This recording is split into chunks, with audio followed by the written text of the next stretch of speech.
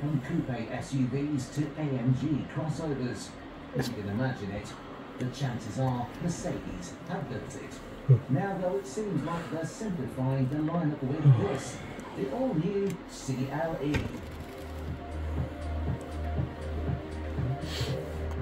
A new name for a new model, but one that replaces two cars. With the new C and E classes recently released, the CLE is replacing the coupe versions of each model. Yep, another Mercedes. Next year, and we expect an AMG performance model will arrive before long. I mean, naturally, no lot of money these. Sit in between the C and an E class, but the new CLE is actually longer than the old E class coupe. It sits lower though, and that awkward split rear window has been ditched. That's the one I remember, the E-Class one. Looks to have come from the new C-Class, but the CLE does get a look all of its own. There are some muscular bonnet bulges and a new front grille. God, look at the bonnet. Meanwhile, the rear lights are similar to those of the latest GLC coupe, meeting in the middle above the three-pointed star. Is our black near a bit darker than that? Those exhaust tips are fake, but combined with the air vents and the diffuser, That- does look quite sporty. That's either matte or metallic, that colour. Step inside and it's clear that much of the cabin has come from the C-Class, and that's definitely no bad thing. The raked dash houses a 12.3-inch central infotainment screen and an 11.9-inch digital display. It features the latest MBUX system, which can learn your habits and preferences to automatically adjust the climate control, change the ambient lighting, and even remind you of upcoming dates in your calendar. It also gets the new voice control system we first saw on the E-Class that no longer requires you to say, "Hey Mercedes," to operate it. Mercedes has gone heavy on the tech features. The infotainment screen can be used for playing games, browsing the internet, and even scrolling through TikTok when you're stationary, of course. From launch, the CLE will be offered with a diesel engine and 4 petrol engines, all of which will be mild hybrid 2 litres with 9-speed automatic transmissions. The diesel 220D gets 197 brake horsepower with a 0 to 62 miles per hour time of 7.5 seconds. The petrol range, meanwhile, starts with the CLE 200, which gets to 62 a tenth of a second quicker than the diesel, although a tenth is added if you opt for the all-wheel drive version. That's a nice colour, that. Top of the range is the CLE Blimey. 450, which gets 382 brake horsepower, completing the 0 to 62 sprint in under 4.5 seconds. It's black, but it's got a shade of reflection of grey in it as well. It's got to be metallic, surely.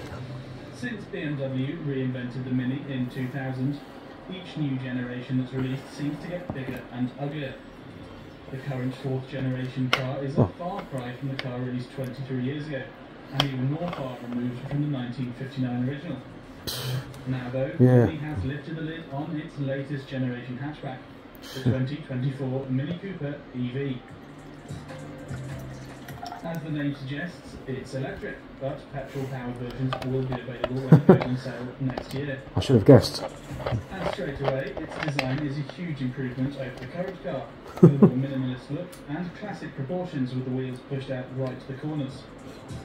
It's clearly very modern, yet regains some of the old car's character, while holding onto the retro details that make a Mini a Mini. Round headlights are present and correct, as is the option for a white roof. Otherwise it may as well not be a Mini. Lights have been ditched, although the customisable new ones can show up your patriotism if you want them to. The biggest triumph though is to be found inside. The new interior looks incredible, with retro toggles and switches contrasting brilliantly against the ultra-modern dashboard with the single coolest screen we've ever seen. Replacing the big circular speedometer found in all other Minis, the new 9.4-inch OLED screen sits proudly in the middle of the car, doing the job of an instrument display and an infotainment system. It handles all the usual audio and navigation functions, but also acts as a control centre for the new Mini's different experience modes. These interior themes adjust the cabin lighting, the screen graphics, and the noise the car makes, with everything from the classic timeless mode with old school animations to go-kart mode, which makes the electric Mini sound sportier both in and outside the car. From launch there will be 2 electric versions available, the 181 brake horsepower Cooper with a 190 mile range and the 215 horsepower Cooper SE, capable of 250 miles on a single charge. It'll hit 62 from rest in 6.7 seconds, although we expect plenty of high-performance petrol versions to follow. Finally then, the Mini seems to have regained its mojo, and we can't wait to get behind the wheel.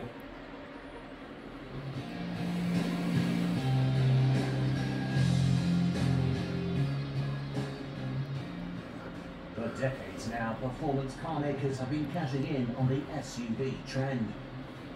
We first saw it with Porsche's Cayenne, a car that would become instrumental to the brand's success, and we've seen the same from Lamborghini, AMG, and even Lotus, among others. Now, well, we bring you news of a car we didn't think would ever happen. It seems even the prancing horse isn't immune to the allure of the 4x4. This, then, is the new Aero Sangue, Ferrari's first SUV. Being a Ferrari, though, it isn't quite your typical school-run crossover. It shares much of its driveline with the old GTC4 Lusso, meaning it has a big GT-style long bonnet, giving it a more car-like appearance than many of its rivals. And indeed, Ferrari is saying this isn't an SUV. Ferrari thinks of it more as a large sports car with some off-road ability. Well, I'll put it as a coupe crossover. Troubling any Range Rovers in muddy paddocks. Because it hasn't got the shape of an SUV, has it?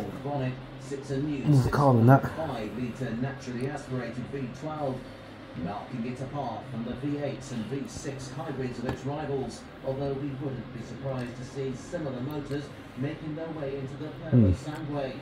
Nice green bonnet.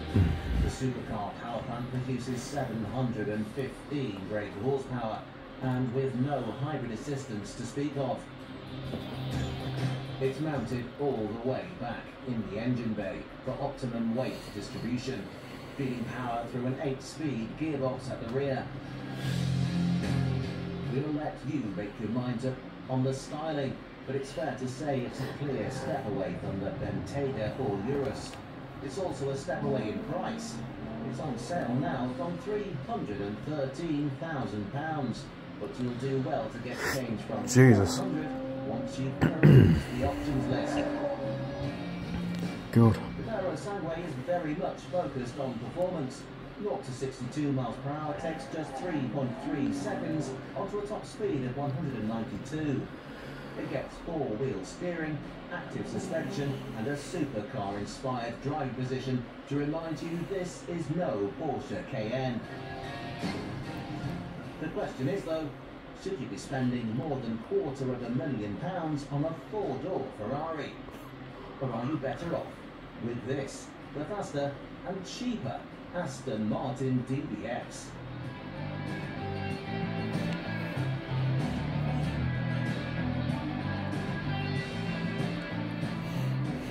We say faster, but it is marginal.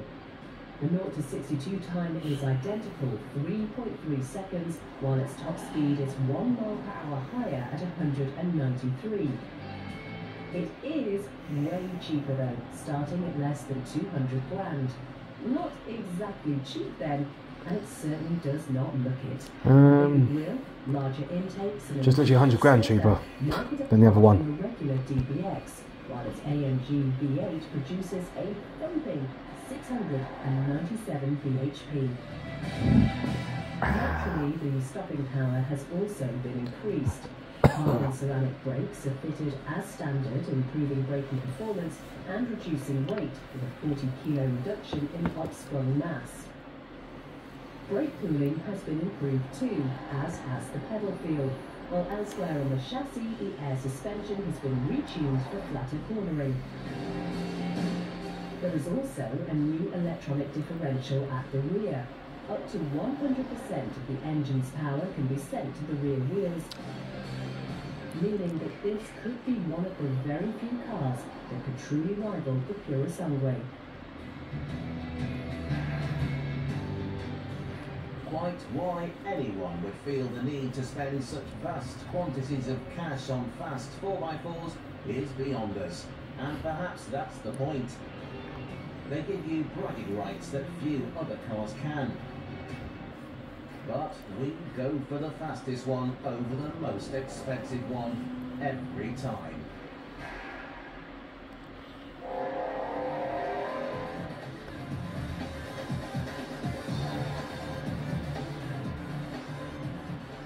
Join us again next week on Auto Mundial as we continue our look at our favourite cars of the year.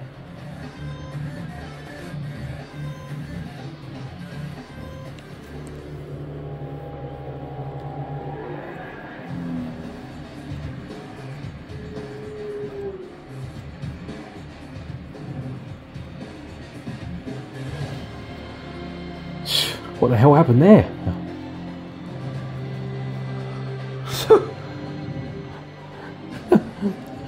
What happened there? The tour didn't appear. That's 2 episodes that didn't appear. Christmas Day. Wake up, e52, and stay all morning. This year, Join us. Well, it's bound to show up on these Join me. highlights. And I'll be back. with us on this morning. The surprises, Star guests. Feel good stories. and delicious festive food. So spend Christmas Day with all of us. On ITV1 And ITVX.